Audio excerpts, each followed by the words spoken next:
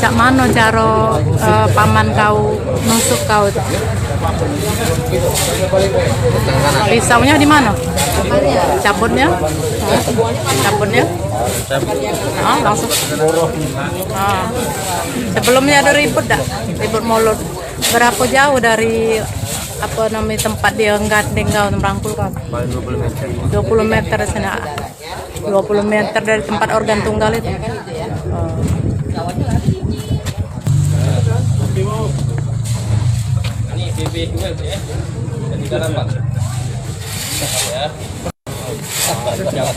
Itu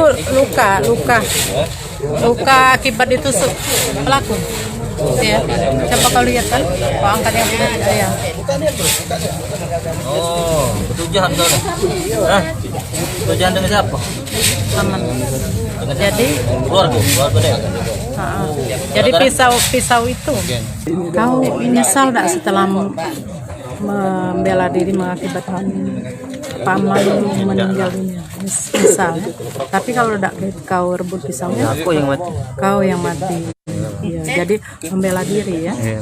Pertama-tama tersangka ini ada cekcok mulut dengan adik daripada korban, di mana tersangka ini minta uang untuk membeli minuman, namun tidak ditanggapi oleh adik korban. Kemudian terjadi cekcok, kemudian dilalai ya oleh korban. Kemudian karena masih ada hubungan saudara, yaitu di mana tersangka ini adalah keponakan daripada korban. Karena sudah ada masa beberapa, kemudian dibawa pulang. Nah, di dalam perjalanan itulah terjadi cekcok ya antara korban dengan tersangka.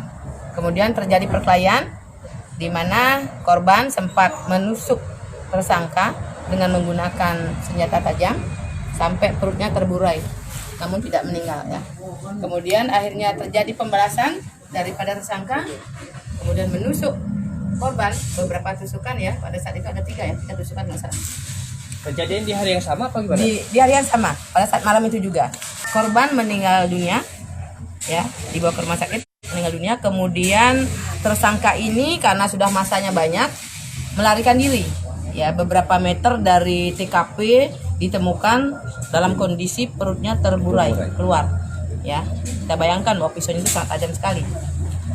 Nah, alhamdulillah bisa diselamatkan, segera dibawa ke rumah sakit dan sampai sekarang juga tersangka selamat. Ancaman hukumannya, Bu?